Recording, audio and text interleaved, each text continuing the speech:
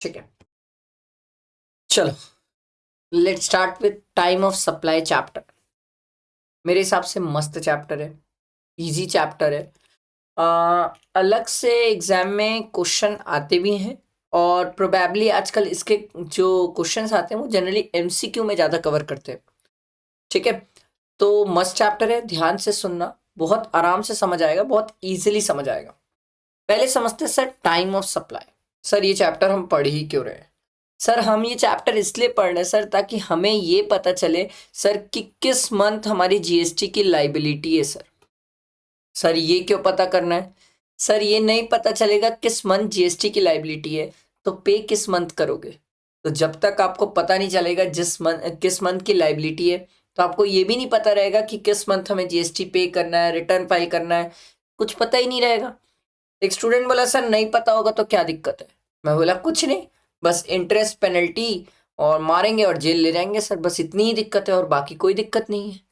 तो इसीलिए हम ये चैप्टर पढ़ते हैं कि हम सही मंथ में हमारी जीएसटी की लाइबिलिटी डिटरमाइन कर पाए और उसको रिटर्न फाइल करते टाइम पे कर ले। क्लियर हुआ? ये हमारा मेन पर्पस है सर। तो टाइम ऑफ सप्लाई कैसे डिसाइड किया जाता है? सरकार बोली भाई टाइम ऑफ सप्लाई दो चीजों का होगा, एक गुड्स का होगा और एक सर्विस का होगा। तो गुड्स का सबसे पहले पढ़ते हैं। तो इन्होंने बोला सर गुड्स के केस में सबसे पहले एज पर सेक्शन 31 हम टाइम लिमिट बता रहे,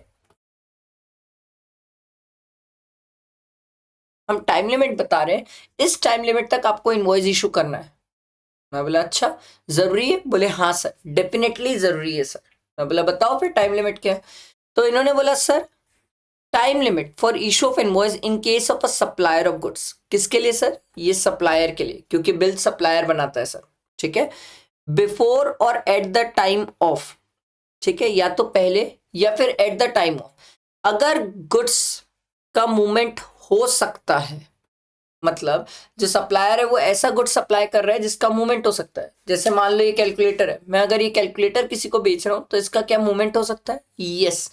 तो सर अगर सिंपल सरकार ने बोला कि गुड्स का अगर मूवमेंट हो सकता है तो ऑन और before the date of removal of goods आपको इनवॉइस बना देना चाहिए, या तो रिमूव करते टाइम या उससे पहले आपको बिल बना देना है सर। और अगर गुड्स का मूवमेंट नहीं हो सकता, एनी अदर केस, अगर गुड्स का मूवमेंट नहीं हो सकता तो सरकार बोल रही है कि इस केस में जब आप गुड्स डिलीवर करवाते हो या फिर अवेलेबल करवाते हो रिसिपिएंट को तब आपको बिल बना देना चाहिए। सर इसका कोई एग्जाम्पल है? बहुत प्यारा एग्जाम्पल है, बहुत प्यारा एग्जाम्पल है। मैंने प्लेस ऑफ सप्लाई चैप्टर में भी इसका एग्जाम्पल दिया था। मान लो मैंने आपको एक मशीन लीज पे दी है। ठीक है, एक एग्जाम्पल ले लेते हैं। मान लो एक्स है, उसने एक मशीन वाई को लीज में दी है। ठीक है, तो वो मशीन वाई क्या है? वाई बोले यार ये मशीन चलाया मेरे को अच्छी लगी, अब मैं ये मशीन खरीदना चाहता हूँ। उसने एक्स को बोला सर कि मेरे को ये मशीन बेच दे। तो सर मशीन कहाँ पर है? वाई का है। वाई क्या है? ये ना सर। ठीक है, एक्स ने तो मशीन वाई को दिया था लीज में। सर अब जब मशीन वाई खरीदा तो सर एक्स वाई को मशीन सप्लाई कर दिया।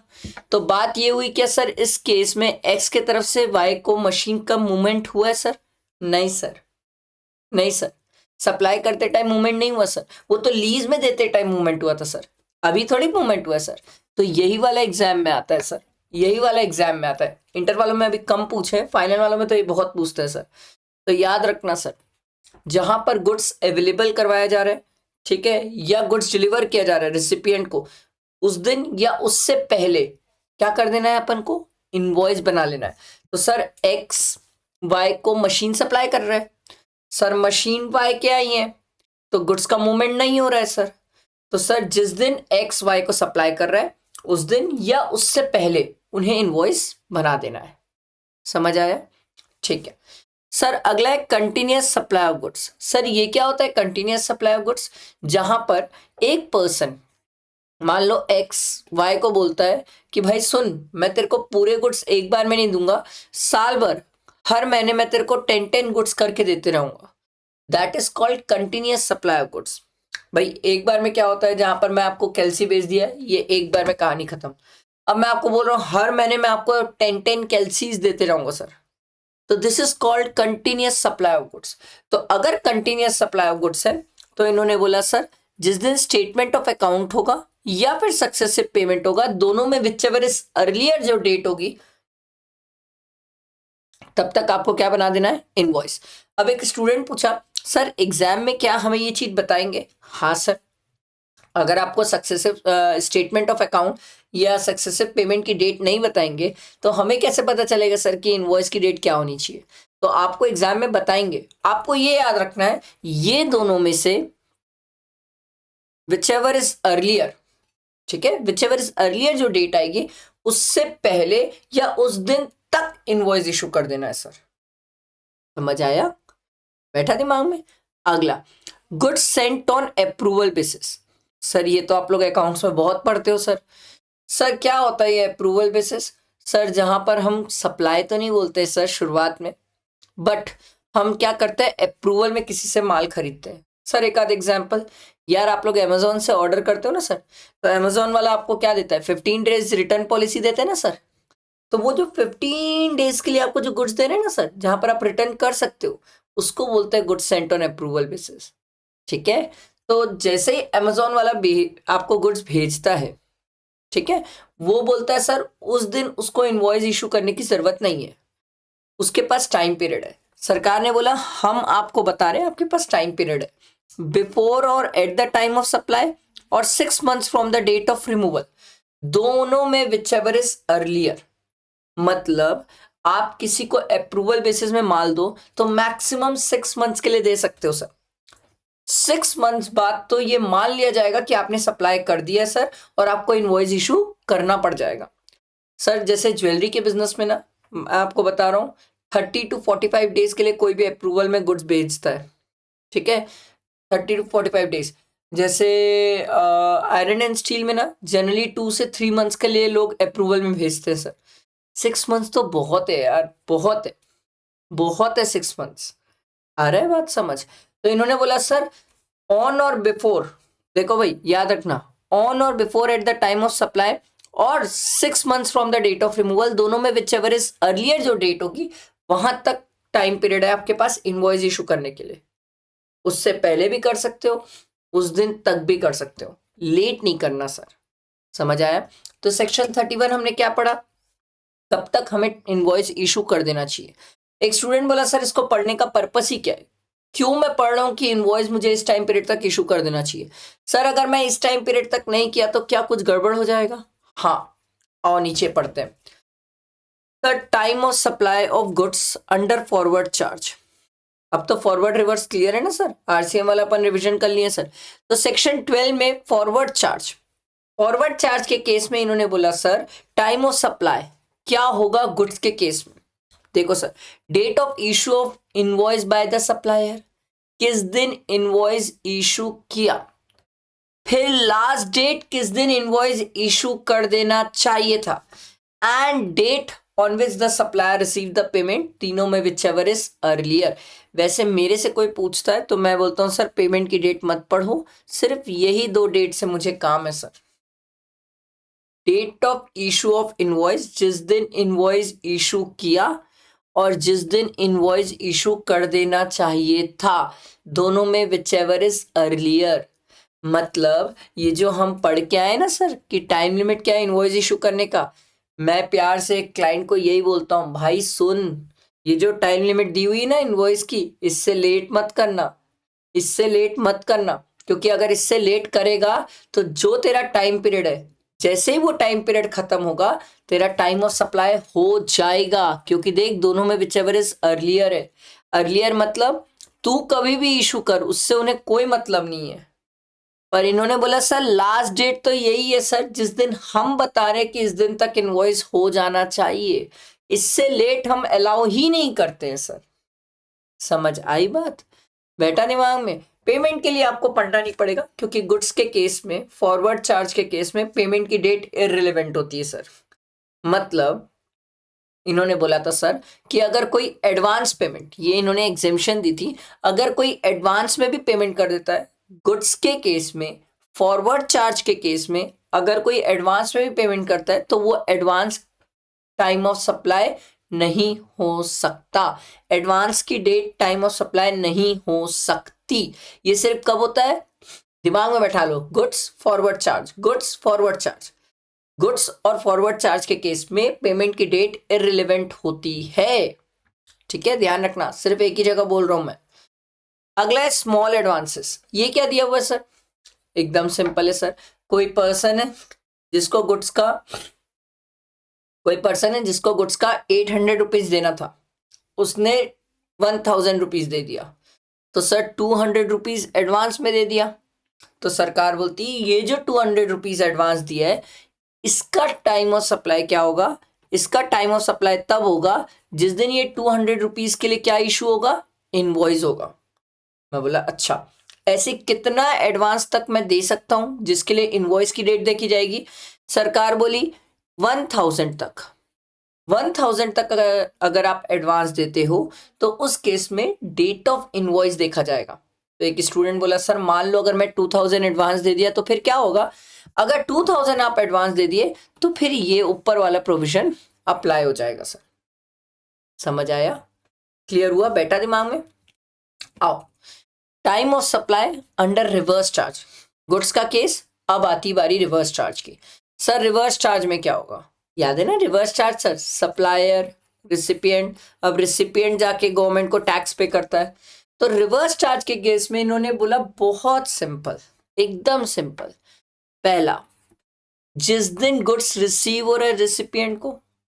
दूसरा, date immediately following 30 days from the date of issue of invoice,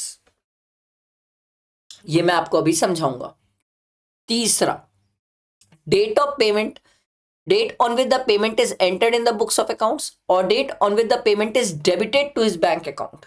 sir ये किसकी बात हो रही है सर, ये रिसिपिएंट की बुक की बात हो रही है सर। जिस दिन रिसिपिएंट अपनी बुक्स में एंट्री करता है या जिस दिन उसके अकाउंट से डेबिट होता है, दोनों में विचएवर इज अर्लियर जो डेट होगी वो पेमेंट की डेट होगी। ठीक है, अब इसको समझते हैं। Date immediately following 30 days from the date of invoice. मान लो एक जस्ट एग्जांपल ले लेते हैं सर, मान लो मैंने 1 जनवरी को इनवॉइस बनाया। ठीक है, तो इससे आप 30 डेज ऐड करेंगे तो क्या आ जाएगा सर, 31 जनवरी। ये क्लियर हुआ। इन्होंने बोला सर फॉलोइंग लिखा है ना, फॉलोइंग 30 डेज मतलब 1 फेब, मतलब 1 फेब।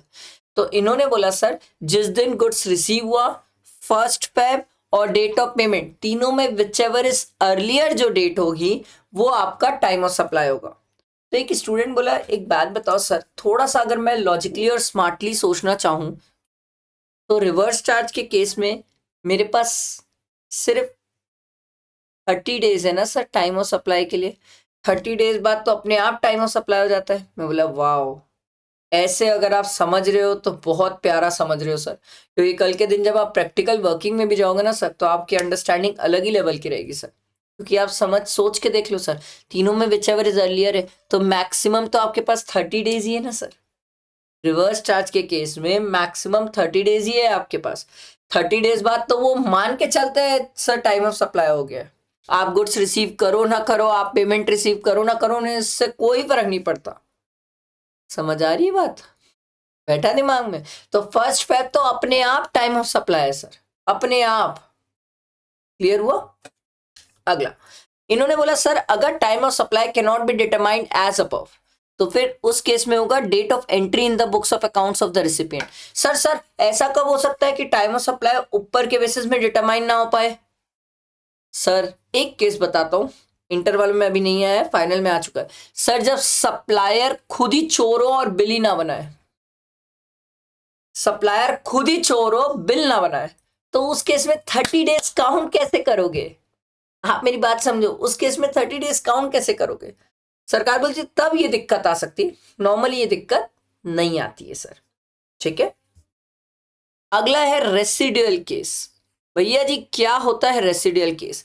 अब एक स्टूडेंट मेरे से लड़ेगा सर आप रेसिडुअल पढ़ा रहे हो, बीच में एक वाउचर का भी केस आता है। मैं बोला हाँ आता है, बिल्कुल आता है, क्यों नहीं आता है भाई। अब मैं ध्यान से सुनना, मैं एक मस्त वाली बात बताता हूँ। सर जितने भी स्टूडेंट मी 26 के लिए प्रिपेयर कर रहे हैं, वो वाउचर वाला केस पढ़ेंगे सर। मतलब उनको ये वाउचर वाला एंट्री पढ़ना है सर। वाउचर अपन पढ़ के आए ना सर कि इन केस ऑफ वाउचर आप चेक करो क्या वाउचर आइडेंटिफिएबल है, क्या पहचान आ रहा है कि ये वाउचर कहाँ यूज हो सकता है। तो सरकार बोलती है date of issue of voucher. और सर अगर समझ ही नहीं आ रहा है, वाउचर आइडेंटिफिएबल नहीं है, कहीं भी यूज कर सकते हैं, कोई भी फूड स्टोर कहीं पर भी यूज कर सकते हैं, तो सरकार बोलती है जिस दिन आप रिडीम करोगे वाउचर को उस दिन टाइम ऑफ सप्लाई हो जाएगा। सर आप इसको काट क्यों दियो? सर रीजन ये है, मैं ऑन अ सेफ साइड बोल रहा हूँ, ध्यान से सुनना, ऑन अ सेफ साइड बोल रहा हूँ। मई वाले स्टूडेंट वाउचर पढ़ लो, सितंबर जनवरी वाले स्टूडेंट्स को वाउचर नहीं पढ़ना पड़ेगा, नहीं पढ़ना पड़ेगा। और सीएमए वाले तो जून वाले स्टूडेंट्स वाउचर पढ़ लो, उसके बाद के स्टूडेंट्स को वाउचर नहीं पढ़ना पड़ेगा, क्योंकि वाउचर वाला केस डिलीट हो चुका है सर। ठीक है, पूरा डिलीट हो गया टाइम ऑफ सप्लाई। अब वाउचर की कहानी मैंने आपको सप्लाई चैप्टर के अमेंडमेंट में सिखा दी है सर। तो इसीलिए मेरे हिसाब से एक बार मई वाले स्टूडेंट जून वाले स्टूडेंट सेफ साइड के लिए पढ़ के रख लो, इन केस अगर आ गया तो हम फंसे ना। अच्छा, वाउचर आइडेंटिफिएबल मतलब एकदम सिंपल है सर। अगर मुझे डोमिनोज का वाउचर मिला है तो मैं तो डोमिनोज में यूज कर पाऊंगा ना सर, आइडेंटिफिएबल। पर मान लो कोई मैं मॉल के बाहर खड़ा हूं और मॉल के बाहर एक जन ने मुझे वाउचर दिया, मैं पूछा भैया इसका यूज कहाँ कर सकता हूँ? बोले जिस शॉप में जाओ, मॉल के कोई भी शॉप में यूज कर सकते हो। तो वहां पर वाउचर आइडेंटिफिएबल नहीं होता है सर। तो फिर जिस दिन मैं रिडीम करूंगा वाउचर उस दिन टाइम ऑफ सप्लाई होगा। क्लियर हुआ? आओ वापस आते ऊपर। अगला है रेसिडियल केस। फॉरवर्ड नहीं है, रिवर्स नहीं है, वाउचर नहीं है, तो रेसिडियल है। रेसिडियल में सरकार बोली पहले उस आदमी से पूछ लो क्या वो रिटर्न डालता है। सरकार बोली जिस दिन वो रिटर्न डालता है वही टाइम ऑफ सप्लाई है। और सर अगर वो रिटर्न ही नहीं डालता है तो सरकार बोली भैया फिर जिस दिन वो टैक्स पे करेगा, जिस दिन वो टैक्स पे करेगा वो हमारा टाइम ऑफ सप्लाई हो जाएगा। क्लियर? ये वाला पॉइंट थोड़ा सा ध्यान रखना, इंपॉर्टेंट है। कभी ट्रिकी अगर बनाना रहा कुछ क्वेश्चन में तो इसको यूज करते हैं sir. Special charges like interest, late fee, ये सब जो रहती है सर, इन सब के केसेस में टाइम ऑफ सप्लाई क्या रहेगा सर? जिस दिन ये एडिशनल अमाउंट रिसीव होगा। सर ये हम पढ़ते हैं, हाँ सर इसके बारे में हम पढ़ते हैं। सर कहाँ पढ़ते हैं सर? सर मैं ना आपको वैल्यू ऑफ सप्लाई चैप्टर में पढ़ाऊंगा सर, जहां पर वैल्यू ऑफ सप्लाई में इंक्लूजन्स होते हैं, प्लस वाला पार्ट उसमें ये आता है सर। ठीक है, अब आती है बात सर्विसेज की। तो बहुत simple, time of supply of services. तो फिर एक स्टूडेंट बोला सर गुड्स के केस में आपने सिखाया था इनवॉइस के लिए टाइम पीरियड, तो यहां पर भी होगा। मैं बोला परफेक्ट। इन्होंने बोला सर नॉर्मली आपके पास 30 डेज होता है, नॉर्मली आपके पास 30 डेज होता है from the date of supply sir कि आप इनवॉइस इशू कर दो। पर अगर आप इंश्योरर हो, बैंक हो, तो आपके लिए लिमिट 45 डेज है सर। और अगर आप इंटर बैंक ट्रांजेक्शन्स करते हो बिटवीन इंश्योरर्स, बैंक्स, टेलीकॉम्स, तो सरकार बोलती है फिर डेट ऑफ इनवॉइस क्या होगा? जिस दिन लोग बुक्स में एंट्री करते हैं या क्वार्टरली, क्योंकि इन लोगों को ना आरबीआई के हिसाब से चलना पड़ता है और आरबीआई की गाइडलाइंस होती है कि इन लोग क्वार्टरली और इनका अलग ही चलता है sir. Quarterly entry, books entries, इनका अलग तरीका होता है सर। तो हमारे एग्जाम के लिए सबसे इंपॉर्टेंट ये दो होते हैं। ठीक है, ध्यान रखना सर। नॉर्मल केस में 30 डेज, नॉर्मल ने इंश्योरर बैंक वगैरह 45 डेज। एक स्टूडेंट बोला सर सर सर एक क्वेश्चन था, मान लो आप हमें टैक्स की क्लास पढ़ा रहे हो, ठीक है, और आप बोले हमें इनकम टैक्स जीएसटी दोनों पढ़ाओगे। मान लो सर आप इनकम टैक्स पढ़ाए, जीएसटी पढ़ाए नहीं, भाग गए बीच से। बोले मैं क्यों भागू? बोले नहीं नहीं सर एक बार इमेजिन कर लो कि आप भाग गए सर, तो फिर उस केस में क्या होगा सर? टाइम ऑफ सप्लाई कैसे डिसाइड करेंगे सर?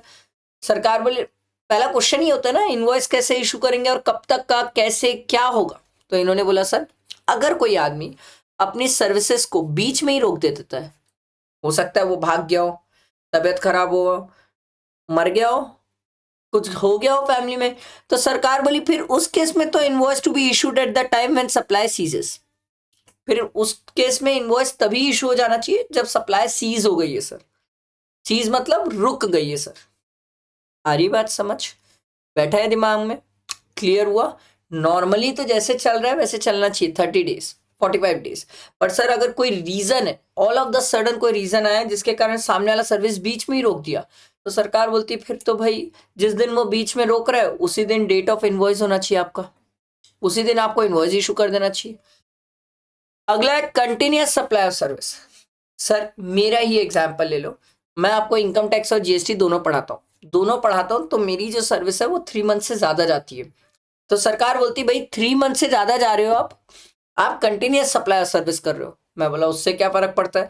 सरकार बोली आपके लिए इनवॉइस इशू करने का अलग टाइम पीरियड है। मैं बोला अच्छा, मेरे को कब करना है?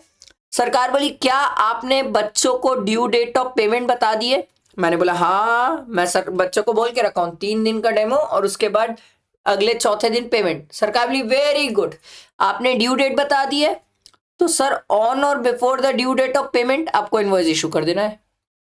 मैं बोला अच्छा, मान लो मैंने ड्यू डेट नहीं बताई, भाई फाउंडेशन वालों का रिजल्ट नहीं आया है, ड्यू डेट बताई नहीं सर उनको पेमेंट की। सरकार बोली नहीं बताई कोई बात नहीं, जिस दिन आपको पेमेंट रिसीव होगा उस दिन इनवॉइस इशू कर देना चाहिए। बोला चलो ठीक है। अब मैं बोला सर मैंने स्टूडेंट को बोला है कि भाई मैं इनकम टैक्स खत्म करूंगा तब तुम इनकम टैक्स की फीस देना, मैं जीएसटी खत्म करूंगा तुम मुझे जीएसटी की फीस देना, तो सर क्या आपकी payment link to a completion of an event है? मैं बोला हाँ, वो तो इनकम टैक्स जैसे ही कंप्लीट होगा वो मुझे फीस देंगे, जैसे जीएसटी कंप्लीट होगा वो मुझे फीस देंगे। सरकार बोली बस जिस दिन इवेंट कंप्लीट होगा उस दिन या उससे पहले आप इनवॉइस इशू कर देना। यार ये तो बड़ा सिंपल है, याद रखना, ये बड़ा इजी हो गया एग्जाम्पल से, समझ आया? अब ये पॉइंट मैं आपको पढ़ाऊंगा, अभी रुक जाओ। अब आते हैं sir time of supply in case of forward charge services के केस में। अब सरकार सबसे पहले मुझसे पूछती है सर क्या आपने invoice with in time period issue किया? मैं बोला कौन सा टाइम पीरियड? सरकार बोली ये तो है 1, ये 2, ये 3। मैं बोला हाँ, मैंने तीनों केस देख लिया और तीनों केस के अंदर टाइम पीरियड के अंदर इशू कर दिया। सरकार बोली अच्छे इंसान हो। सरकार बोली डेट ऑफ इनवॉइस और डेट ऑफ पेमेंट दोनों में विच एवर इज अर्लियर आपका टाइम ऑफ सप्लाई होगा। बोला अच्छा, अगर मैं टाइम पीरियड के अंदर इनवॉइस इशू नहीं करता तो क्या होता? सरकार बोली फिर तो date of provision of service और date of receipt of payment. मैं बोला प्रोविजन ऑफ सर्विस क्या होता है? सरकार बोली जिस दिन सर्विस दिया sir, date of supply of service, provision of service sir, और डेट ऑफ पेमेंट दोनों में whichever is earlier.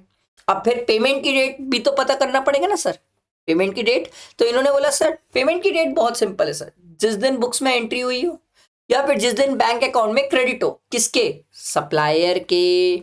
Forward charge चल रहा है किसके? सप्लायर के। दोनों में विच एवर इज अर्लियर। मैं बोला ये जो स्मॉल एडवांसेस की कहानी है, बोले सेम है, गुड्स वाली कहानी जैसा सेम है, अलग से पढ़ना नहीं पड़ता। रिवर्स चार्ज, यही तो मेरे को आपको सिखाना है और इसमें सबसे इंपॉर्टेंट ये वाला है सर। अबे ये वाला सबसे इंपॉर्टेंट, ये मेरे को आपको सिखाना है सर।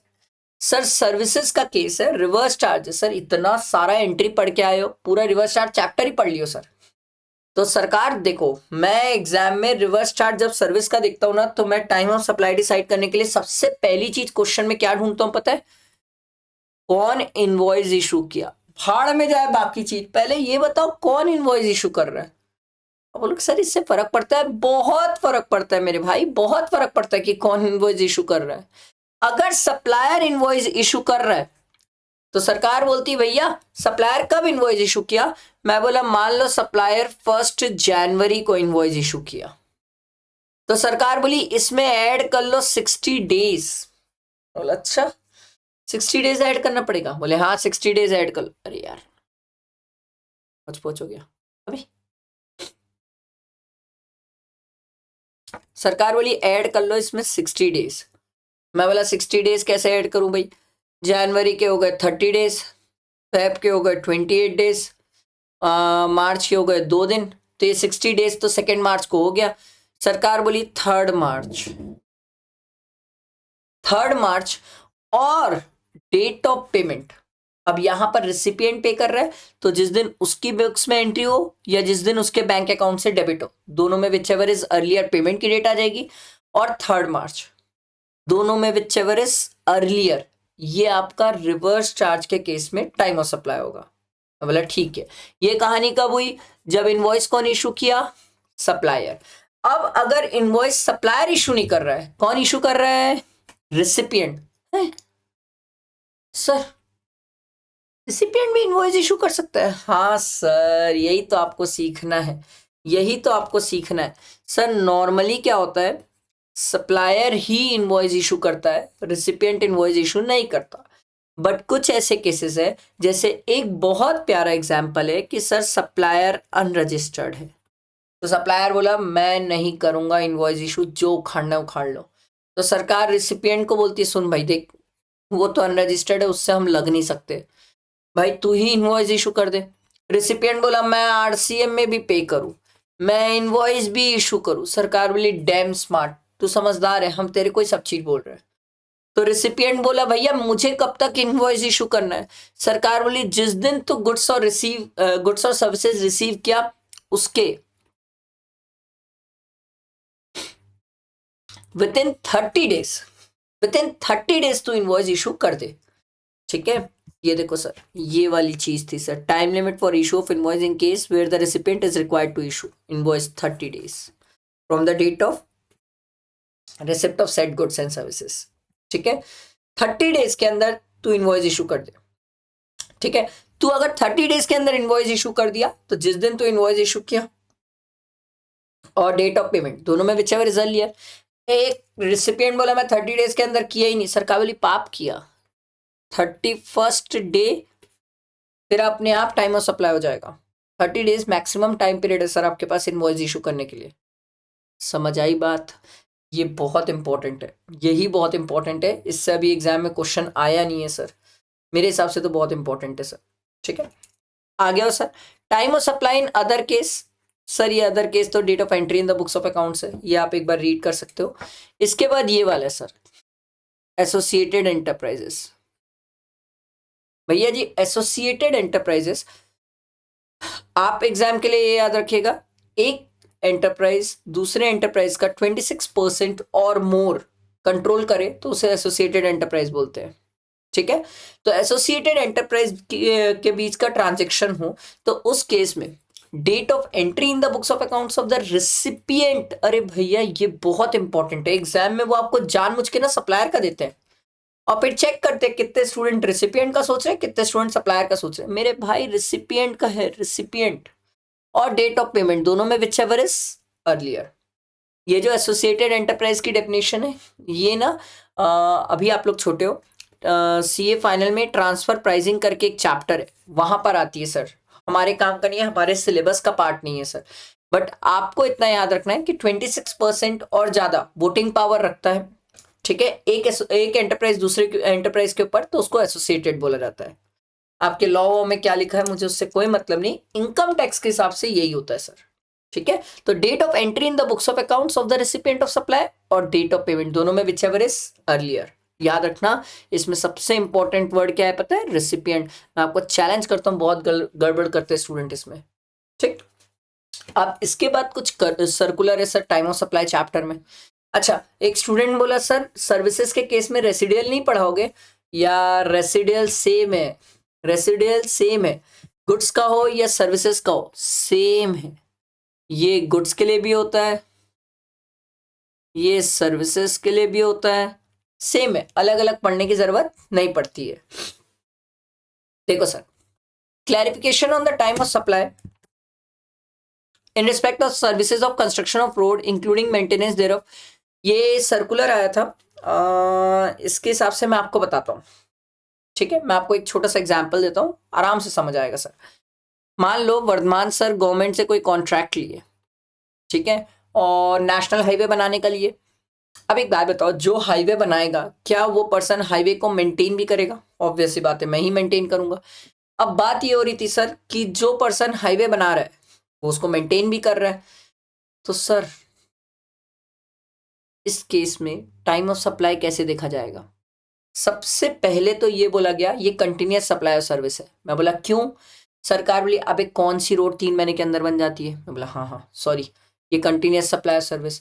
अब कंटिन्यूअस सप्लाई ऑफ सर्विस है तो सर इनवॉइस कब तक इशू हो जाना चाहिए? ये क्वेश्चन हुआ ना, क्योंकि कंटिन्यूअस सप्लाई ऑफ सर्विस के केस में तो हम 3 पॉइंट पढ़ के आए थे। देखो, अरे यार, हम ये 3 पॉइंट पढ़ के आए थे सर कि कब तक इनवॉइस इशू हो जाना चाहिए। सरकार बोली जितने भी गवर्नमेंट कॉन्ट्रैक्ट्स होते हैं सर, वो कंप्लीशन ऑफ एन इवेंट से रिलेटेड होते हैं, लिंक्ड होते हैं सर। मैं बोला मतलब गवर्नमेंट ना किसी भी कॉन्ट्रैक्टर को ये बोलती है तू पहले 25% बना फिर तेरे को पैसा देंगे, फिर 35% बना फिर पैसा देंगे, फिर 50% बना फिर पैसा देंगे। सर वो सब कंप्लीशन टू एन इवेंट से लिंक्ड होते हैं। तो सरकार बोली ऑन और before the completion of event आपको इनवॉइस इशू करना होता है सर। ये देखो, ठीक।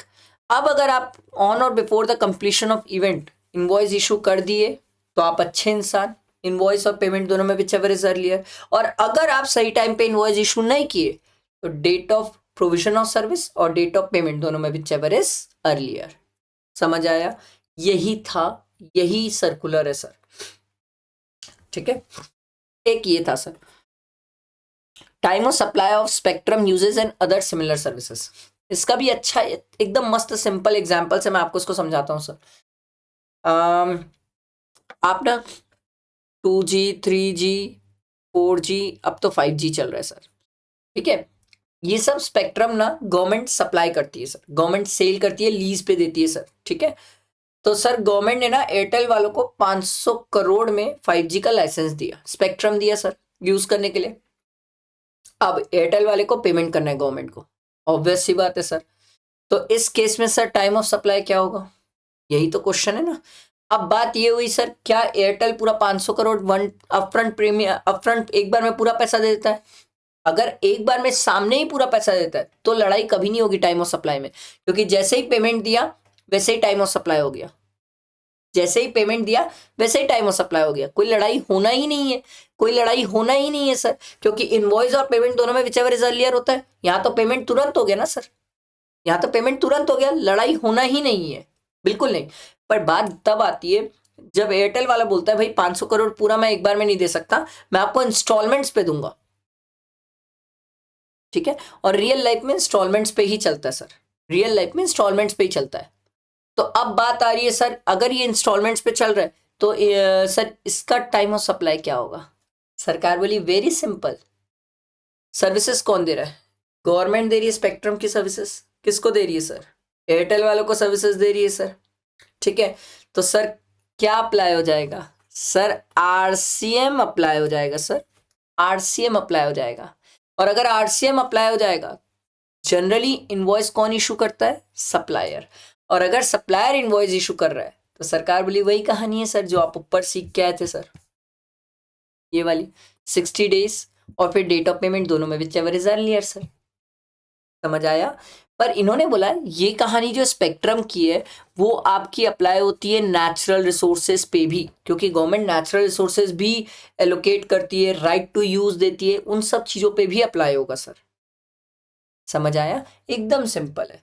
गवर्नमेंट की सर्विसेज आरसीएम में हो, हम तो पढ़ के आए सर रिवर्स चार्ज वाले चैप्टर की, गवर्नमेंट की सर्विसेज आरसीएम में, तो वो उसी को तो लिखे, उसी को तो एक्सप्लेन किए सर। समझ आई बात? बैठा दिमाग में? क्लियर हुआ? बस ये टाइम ऑफ सप्लाई चैप्टर इतना ही था, बस ये इतना ही है और कुछ नहीं है इस चैप्टर में, बहुत छोटा इजी सा चैप्टर। आई होप क्लियर हुआ होगा। इसके बाद अपन वैल्यू ऑफ सप्लाई चैप्टर करेंगे। ठीक है, चलो, थैंक यू।